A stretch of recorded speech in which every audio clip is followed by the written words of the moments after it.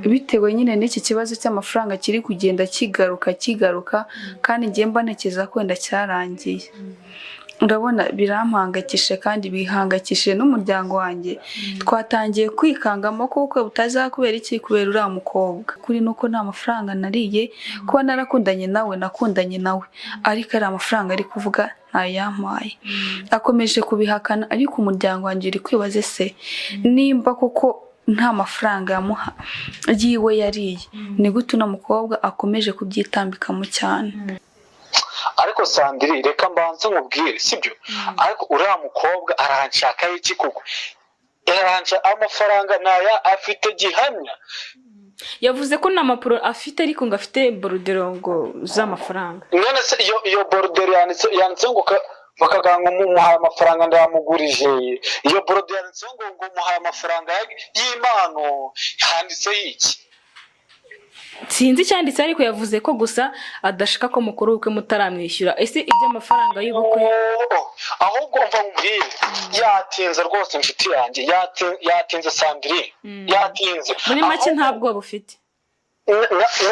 nuko nzi ko ibyo avuga byose habe n'ikintu na kimwe. Akuriya mushenzi aravuga ngo nibigera umunsi w'ejo ataragera genda tujya kwitangaza ngo ngiye mwiregere.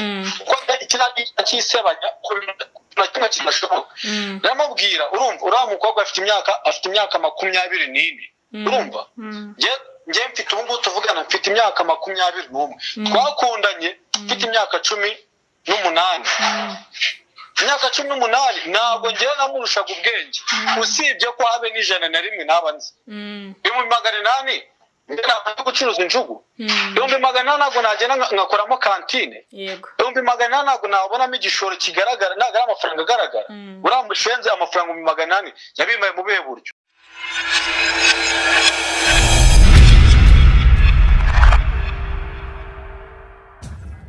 Reka ntangire mbaye ikaze mu kiganiro nko bisanzwe. Turi kuri Kigali 250. Mbashimira kuba mudahema kutwereka ko mudukurikirana ndetse no kutuba hafi. Nanjye kandi mbabwira ko mbakunda kandi cyane, nanabashimira ku bufatanye ndetse n'ubufasha mukunda kutwereka. Uyu munsi ndi kumwe n'umutumirwa wacu, muramumenyereye kuri Kigali 250. Namugaruye kugira ngo tumuganirize. Ari mu rugendo rwo gukora ubukwe cyangwa se kubaka famiye, ariko ndakika kuri inshuro ntago ari nko mu rugamba niko nabyita. Ariko reka muhe ikaze kugira ngo we aduhe amakuru arambuye cyangwa se twinjire mu kiganiro birambuye. Tuguhaye ikaze kuri Kigali 250. Murakoze cyane. Wenda amazina barayazi ko witwa Muhoza, ariko wansabye ko twaganira kuri iyi nshuro. Ni iki kintu wifuza ko twaganira? Nkuko wamagaye umbwira uti hari ikintu ushaka ko tuganiraho uyu munsi. Uyu munsi urumva umeze ute? Sandrine ubu ngubu ntago meze neza kuko wenda nabaga meze, bitewe nyine n'iki kibazo cy'amafaranga kiri kugenda kigaruka kandi ngiye mbanekeza ko wenda cyarangiye. Urabona birampangakishe kandi bihangakishije n'umuryango wanjye.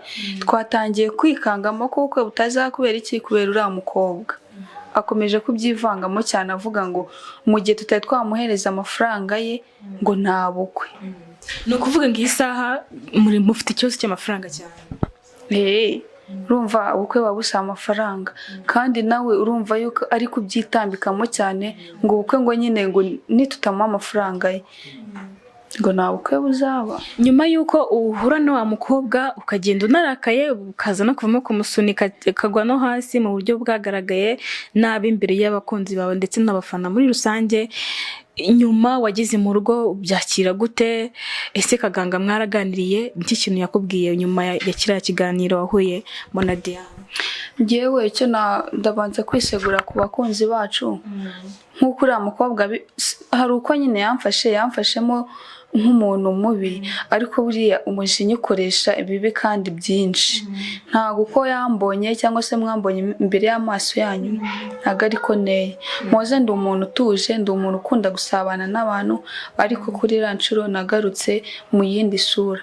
Bambabarire pe, kandi nawe ahari ambabarire, ntago biriya bintu nabikoze kuko ariko nuwemeze, ahubwo n'umujinya nanjye binkoresheje. Mbiseguyeho bambabarire. Kaganga yabyakiriye gute nyine akimara kubona ko waganiriye na Diane? Ni iki kintu yakubwiye nyine mu magambo mwagiranye uburyo ikiganiro cyarangiye? Ni iki kintu Kaganga yaba yarakubwiye mu magambo mwaganiriye nyine? Wenda ibyo naganiriye nawe ntabwo byamushimishije cyane, kuko arambwira ati biriya ntabwo ari ibintu wagombaga gutaha igihe cyawe. Nakubwije ukuri nuko nta mafaranga nariye, kuba narakundanye nawe ariko ari amafaranga ari kuvuga ntayampaye. Akomeje kubihakana, ariko umuryango wanjye uri kwibaza se nimba koko nta mafaranga yamuha yiwe yariye, ni gute uno mukobwa akomeje kubyitambikamo cyane? Byatangiye kuduhangayikisha. Turabaza umuhungu akavuga ati nta mafaranga yiwe nariye, umukobwa akavuga ati nta mafaranga nta bukwe. Urumva ibyo bintu birimo birancanga cyane. Muri make mu myiteguro aho mwaramugira mwitegura ubukwe, bisa wenda nkaho byari bigeze kure, ariko ikibazo cyabayemo ni amafaranga. Ikibazo cyabaye ni amafaranga. Imyiteguro rwose nta kibazo twari twariteguye, kandi n'ubu turi kwitegura. Icyo ndi gusenga Imana nuko uno mukobwa yamva mu maso akava mu matwi y'abana bumvisha ko Kaganga ari amafaranga ye kandi nayo yariye. Byatangiye mwabipinze, mwabigize imikino, umukobwa avuga ati ndashaka amafaranga yanjye, mubigira brage, murabiseka, ariko ubu tuvugana bisa n'ibintu byabaye seriye, kuko mu minsi ishije nawe naramushatse, nyuma ndamuganiriza ndi kumubaza nyuma cyagiye uko yabyakiriye, ambwira ko bitamushimishije, ko byarangiye nabi, ko wamurakariye bikomeye nawe akabibona. Kuri iyi nshuro nyine ndashaka kugira ngo umbwire, ukibona Diane uko wamubonye uriya munsi muhura, wamubonye gute? Cyagiye ntabwo twaganiye neza kubera mwari mushyamiranye, ariko ambwira ishusho wamubonyemo niyo wamukikagamo nk'umukobwa waba waragutwara, waba ushaka kugira ngo agutandukanye n'umukunzi wawe, cyangwa wabonye n'ubundi nta gishyashya bitewe n'uko wamutekereza? Njyewe icyo nabonye cyo ni uko namutekereza ko uko namutekerezaho ntabwo ariko ari. Ni umukobwa ukunda nyine we, nubwo abeshya ngo akundanye na Kaganga nta rukundo aramufitiye. Iyo aza kuba aramukunze ntabwo ibi byose babigeza, ariko umwifuzamo amafaranga adafite. Ubu tuvugana Kaganga ari gufashwa, ntabwo yari kuba yakeneye, ntabwo ari gukenera ubufasha, yarafasha ari amafaranga. Ari amafaranga ni menshi cyane, ari amafaranga arimo business ikomeye. Njye ndumva rero tuvira mu bintu. Ubushize warabivugiye ati, waramubwiwe Diane, waramubwiye ati Diane ntago aya mafaranga wayatunze n'ukuntu ugaragara, ntago usa n'umuntu watunze aya mafaranga. Kereka nimba ari bya bindi bavuga ngo amafaranga ntasa n'umuntu, ariko umuntu iyo afite amafaranga bimugaragaraho. Sha si mubi cyane pe, kandi sinamwiza birenze, ku buryo yakirirwa yirukanka ku muntu nkaho. Muri make ubona kuba ni ikibazo gikomeye, kuko arashaka kugira ngo abateranye, niko nabyita. Buriya uri kubifite nk'umukobwa warubonye amahirwe yo kugira ngo, nabyita nk'amahirwe kuko kugira ngo ushake ni ikintu gikomeye, ni n'umwanzuro ukomeye. Ariko iyo ubonye haje umuntu ushaka kugira ngo agusenyere ku mutima wawe, urumva umeze ute muri aka kanya? Kuba uri ku rugamba rwo kugira ngo wubake famiye, ariko ukabona hari abantu bari kuguca intege. Ubundi ngo na bukwe shasi ni buku ukuntu imigani bayivuga, ariko buriya nta bukwe buba butagezwe intwari. Ubivuze neza. Uyu nguyu nawe wasanga ari shitani iri kuza ibyivangamo, kuko abantu bose ntabwo bishimira iterambere umuntu yagezeho. Subona se nko mu baturanyi umuntu ashobora kuba afite moto, undi akagura imodoka yaravuye kuri ya moto, katisha runaka ageze kuri ibi ngibi, reka musubize inyuma. Ahubwo nawe ari kugira ngo araturebe mu bwonko. Ariko icyo namubwira cyo, uretse kuba wenda umuryango wanjye ari uhangayitse, njye nta kibazo mfite. Wenda reka duse n'abasubira inyuma ho gatoya, ntabwo tujya kure cyane ku rukundo rwawe na Kaganga. Ubu na Kaganga nyine mwahuye gute? Mwahujwe n'iki kugira ngo uwize kwisanga hajemo ikintu cyo kuvuga ku bana nyine? Urukundo rwawe na Kaganga rwatangiye gute? Urukundo rwawe na Kaganga aho rwatangiriye, kugira ngo nyine mu rukundo ni mama we wabigizemo uruhare.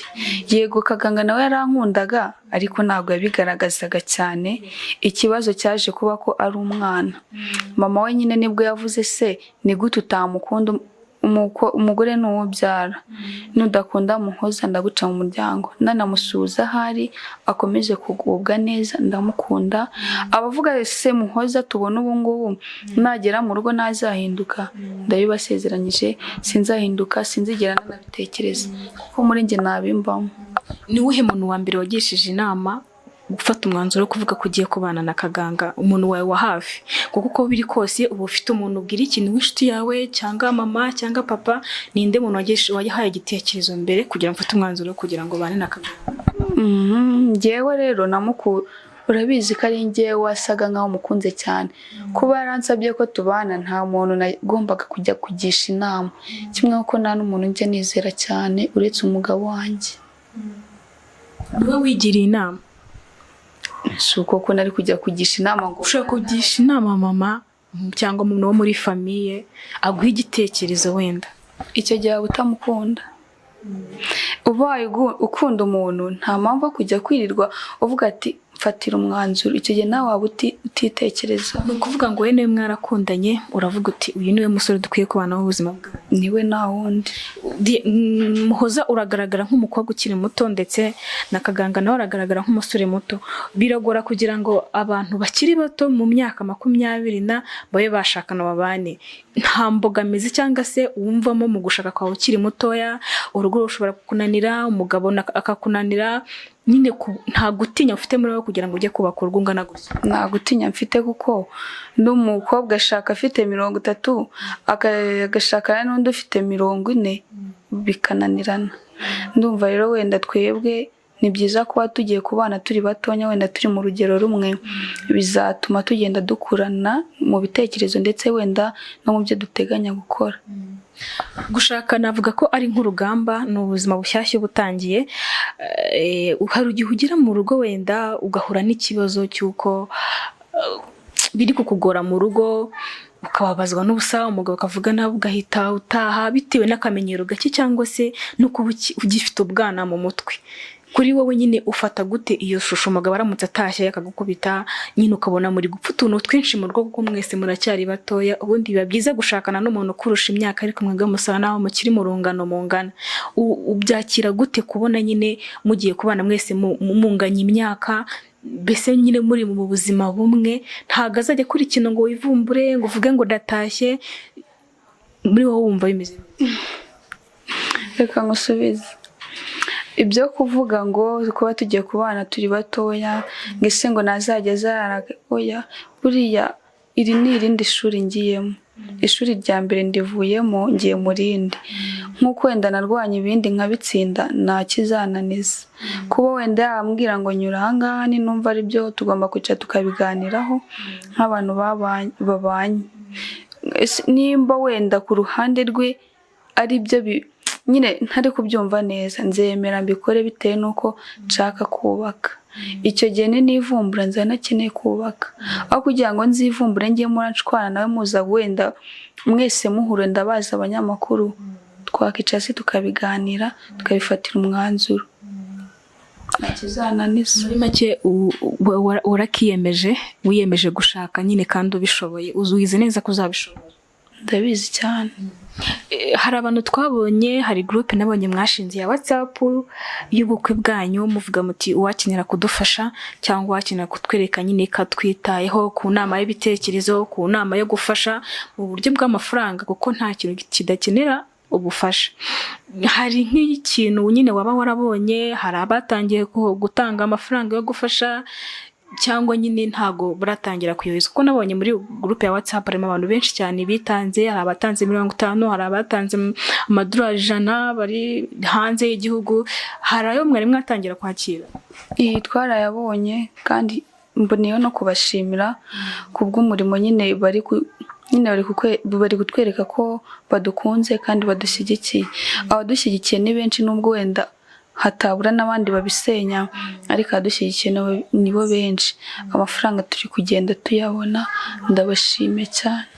Ikiganiro nakoranye na Kaganga mbere twaraganiriye, ambwira ko hari isambu yagurishije iwabo hano mu cyaro, abonamo amafaranga makeya, yambwiye ko bayigurishije 300 kuko n'ahantu hasa n'ahari amanegeka, ahantu papa we yamuhaye ngo agurishe kugira ngo mubashe kugira ngo mubone amafaranga, ariko avuga ko kubwe aya mafaranga adahagije nyine bitewe na bije y'ubukwe mwateguye cyangwa ahantu ubukwe buzabera. Kugeza isa nta yandi ariyongera kuri ayo ngayo kuko ubukwe buravuna, ashobora kuba hari ibyabonetse hakaba hataraboneka imodoka izatwara abantu, imodoka y'abageni, sale, ibiki. Wowe uri kutubwira ko byose byabonetse kuko 100% byose byarabonetse? Ku ruhande rwanjye nta kibazo mfite, ku ruhande rwe ibyo ngibyo muzabimwibariza. Si ngombwa ngo mbe namusubiriza iki. Kuvuga ngo we ibyo uzakora ni haga ni dote, umukobwa akora dote, ibyo muzakora wowe warabikemuye ni wanyu? Njye narabikemuye. Ibisigaye nibyo. Ibisigaye nibyo. Ariko hari ikindi kibazo cya wa mukobwa kibugarije ndi kubona kiri kuba kisa naho kizahagarika ubukwe ho gatoya, sibyo? Gisa naho kizahagarika ubukwe mo gatoya.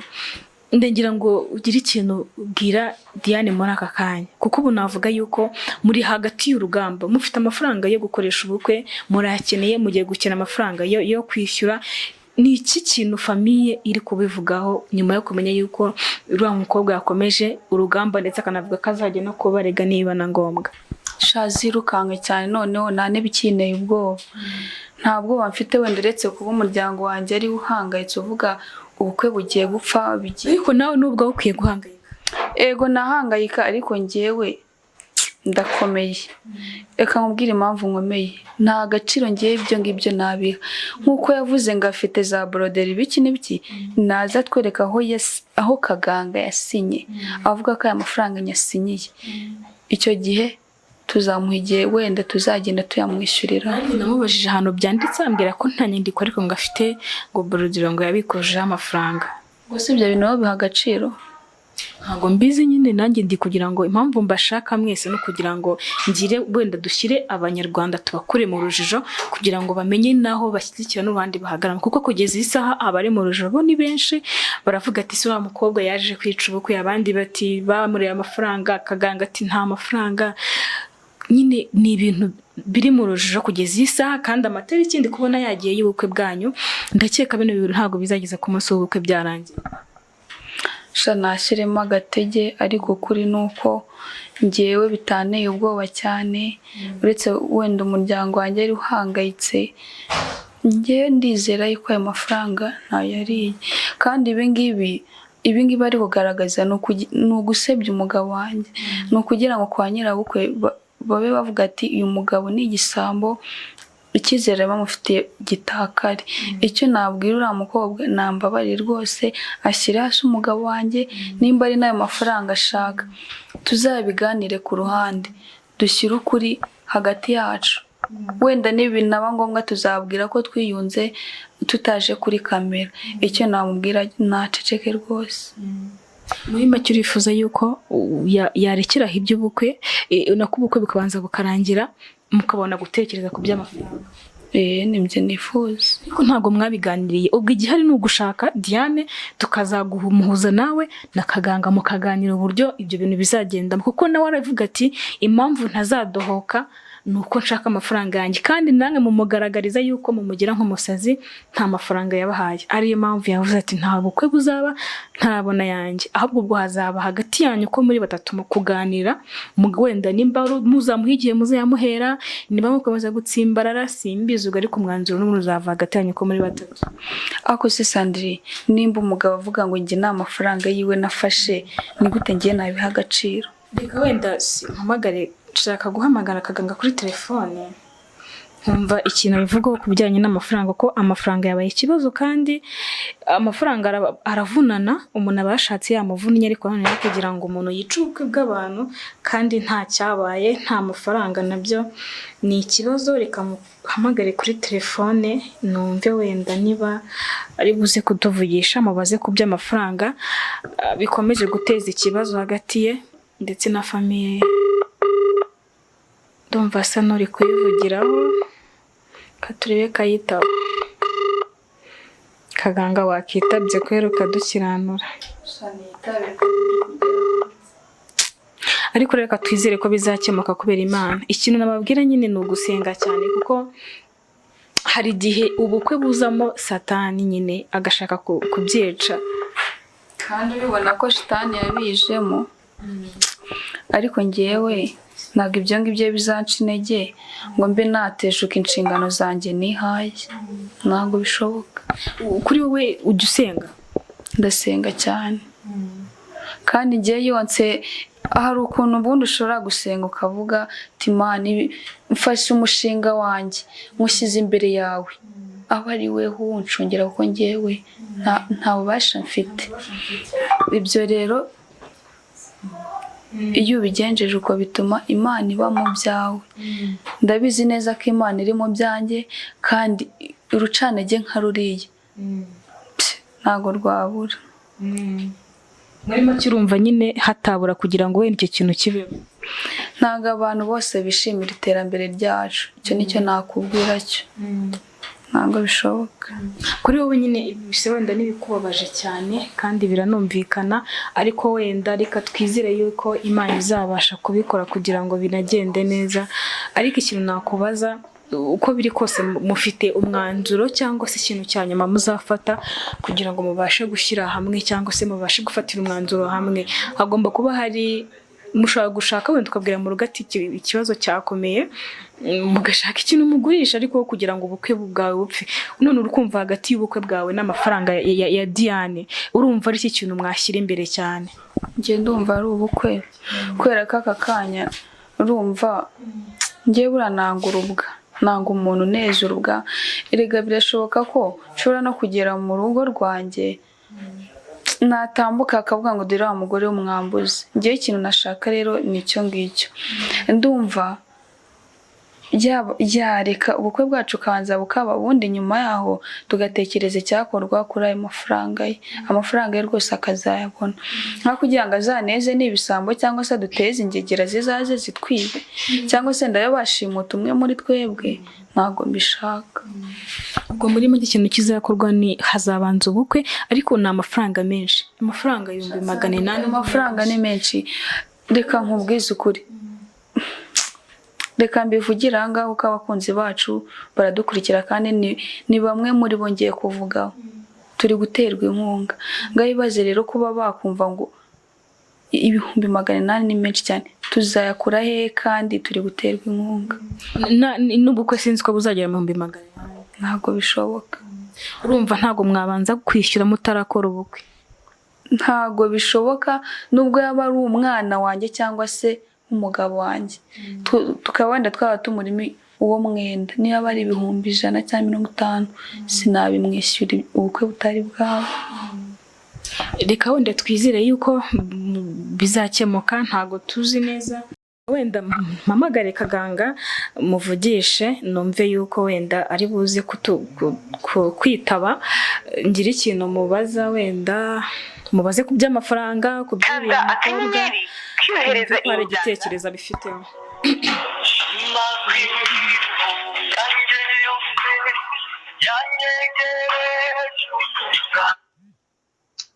Alo? Yes, alo. Kaganga wiriwe? Mwiriwe neza. Twari turi mu kiganiro kuri Kigali 250, nagira ngo nkuvugishe, ndi kumwe na Muhoza. Kubyerekeranye no wa mukobwa yateje ibibazo bikomeye, yavuze amagambo atari meza, avuga ko kubijyanye n'ubukwe bwanyu ko azabwica n'umutamwishyura amafaranga yanyu. None urabitekereza iki cyangwa se urivuga iki? Niko yavuze se? Yavuze nyine ko n'umutamwishyura nta bukwe buzaba, kazabwica byanze bikonje. Ariko Sandiri, reka mbanze nkubwire, sibyo? Ariko uriya mukobwa aranshaka iki koko? Yaranca amafaranga naya afite gihamya. Yavuze ko nta mapuro afite, ariko ngo afite borudero ngo z'amafaranga. None se iyo borudero yanditse ngo bakaganga umuhaye amafaranga ndamugurije. Iyo borudero yanditse ngo umuhaye amafaranga y'Imana, handitse iki? Sinzi cyanditse, ariko yavuze ko gusa adashaka ko mukuru ubukwe mutaramwishyura. Ese iby'amafaranga y'ubukwe ahubwo mva mbwire, yatinze rwose inshuti yanjye, yatinze Sandrine, yatinze. Muri make ntabwo bufite. Nuko nzi ko ibyo avuga byose habe n'ikintu na kimwe. Akora umushenzi aravuga ngo namwambitse impeta, imyaka 3 ishize cyagenje n'efite imyaka 17 antuize none ubwo se ubwo nabamurusha ubwenge umuntu afite imyaka 24 amahenite arashize mwihangane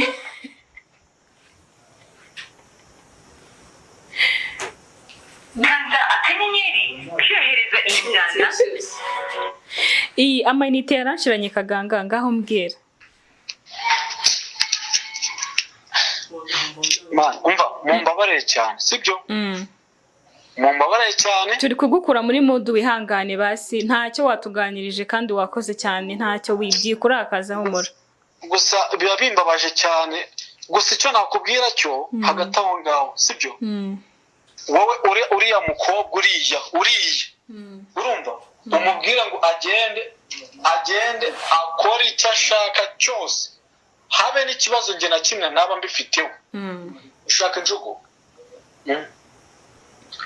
uri gucuruza injugu ndacuruza injugu wibereye no mu kazi rati ariko reka nkubwize ukuri wowe mubwira agende urumva agenda ajye kurega rwose ahubwo yaranindiye bimwe byahatari ku buryo ahubwo nibigera umunsi w'ejo ataragera genda tujya kwitangaza ngo ngiye mwiregera kuko ikiragi cyisebanya na kimwe kidashoboka ndamubwira urumva uriya mukobwa afite imyaka 24 urumva nge mfite ubu tuvugana mfite imyaka 21 twakundanye mfite imyaka 18 imyaka 18 ntabwo ngiye namurushaga ubwenge usibye ko habe n'ijana na rimwe nabanze bimu 800 ndera gucuruza injugu 800 ntabwo nagenda ngakoramo kantine yego 800 ntabwo nabonamo igishoro kigaragara ntabwo ari amafaranga agaragara uramushenze amafaranga 800 yabimaye mu bihe buryo wirakara kaganga kandi ahubwo umva umubwire ngo ejo natajyayo nge nzajya kumurega n'ibyo byemeza avuga niba harimo handitsemo ngo kaganga ngo runaka kaganga muhaye amafaranga ndayamugurije azabivuga urumva ariko nadafungwa aho ndahanga haki ya Mungu yewe kaganga urakoze cyane reka tureke bikorera akazi kawe twari tugwamagaye uri mu kazi kandi urakoze cyane umva nta kibazo uze kumubwira ngo arye nge urumva ibyo akora byose nzi ko imbere y'Imana byose ibireba urumva nyuma y'ibyo azicuza kandi azabona ingaruka nta n'imbabazi nyimuhaye nazajya imageragere umubwira ngo nagende rwose n'abamuhagara kuri polisi nzitaho urumva kaganga urakoze cyane kaganga arababaye cyane arimo kwicururiza injugu numvise ari guhereza abakiriya urumva nta na gahunda afite iyo y'ubwoba arakomeye cyane nta bwoba bw'ibihe byumvise gute bitewe n'ukuntu nyine wumvishije avuga nta bwoba afite aravuga ati niba ngombwa ahubwo nzamutanga kuko ni icyaha cyisebanya kandi amategeko aragihanira biranshimishije bitumye nyine ngira umutima ukomeye kurushaho icyo nabwira uyu mukobwa agende gake kuko ntabwo ari uzi ubuyobozi gusa mwiturize aceceke ikibazo cye kuko ribu ntabwo yakira umuntu kuko baziranye gusa ahubwo yakira ikibazo cya buri munyarwanda wese yego reka wenda twishimire kuba kaganga ntabwo bafite ntano kuba afite intinyi waravuga ati nagenda rege natwe tuzi ubuyobozi tuzi n'amategeko ndi mu kazi ndi gucuruza injugu y'amafaranga ntayo yampaye kuko wa mugani yarayamuhaye yakora ikindi kintu kigaragara ntabwo yajya gucuruza injugu kandi cyane niwe wemeye gusebeka umuntu w'umusore koko acuruza injugu yakagombye kuba afite umutaka hariya ubu ngubu nyine arawufite ariko mbere y'uko agira biriya yakagombye kuba afite kantine nk'uko abivuze cyangwa se akaba afite iduka rihenze nta kwicara harakukuma k'injugu nako yatereweho inkunga nako ari umuntu akamuguriye mu diyazi muhayisha urumva kuza kuvuga amagambo nk'ayo kandi ari umuntu ari nayo kuba ayafite ari umuntu wamuteye inkunga urumva ni navuga ko ari nk'isebanya ryabeho ahubwo natwe tugomba kumurega pe reka wenda twizere ko bizagenda neza hagati aho ngaho, reka ugire ijambo bwira nyine abantu babakurikira cyangwa se bari kubatera inkunga. Ubwo urumva hajemo n'ikibazo cyo kwishyura amadeni y'ayo mafaranga twishyura iki? Abakunzi bacu icyo nababwira cyo mushyira umutima hamwe, nyine umutima bashyira umutima uhagaze bashyira umutima hamwe. Icyo nabwira cyo barakoze ku nkunga yabo, bari kugenda batwereka ko nyine badukunda kandi badushyigikiye. Turabakunda cyane aho bari hose. Imana ijye ikomeza kubarinda kandi barinde n'umuryango wabo. Abatari kwizera ibyo murimo bavuga ati bano bantu barimo kutubeshya, ntago bagiye kubana, kuko hari abahakanyi hari n'abemera. Bo wababwira iki? Abahakanyi ubwo sinzi ibyo barimo. Icyo nababwira cyo akizungu ubu iyi ngiyi rero kwambara impeta ikintu bivuze sinzi nimba bagisobanukiwe. Iyi ngiyi aba ari nka gasopo, nta mutipe ushobora kuza ngo anyakure urukundo. Narafashwe pe, aho bari hose, n'uwabyifuzaga n'uwakekaga ko ari ugutwika. Nta gutwika guhari. Ubu ngubu wambaye fiançaille, uri umukobwa utegereje gukora ubukwe. Yego. Umusore uko yaza ameze kose ntago wamwemera. Gusa ubwo koko mana ntago namwemera. Narafashwe. Reka mushimire ko wemeye kwitabira ubutumire bwacu. Nagira ngo nkubaze ku kibazo kijyanye n'amafaranga ndetse n'iby'ubukwe. Wakoze kwitabira ubutumire bwacu kandi nizire ko ubutaha ndashaka kuzaguhuza na Kaganga ndetse na Diane, nkareba yuko wenda hari ikizashoboka, wenda ubwo bwumvikane hagati yawe, nimba bwakunda, nimba buzanga tugataha ubukwe, nimba buzanga ubukwe ntibube, ubwo tuzabimenyeshwa icyo gihe. Icyo gihe tuzaza yaravuye muri RIB kurega. Yego. Mbese ubwo tuzongera kuhura byararangiye ibyo kurega n'amafaranga. Icyo nkubwiye cyo nuko tuzaza hano ukuri kwaramaje kujya hanze, nkuko nawe avuga ngo azarega, natwe ntago tuzicara. Ejo tuzarega. Ejo ujye kumurega uhise mubanza mu gitondo cya kare, ahubwo nimba ari gukurikira iki kiganiro araragiyeyo.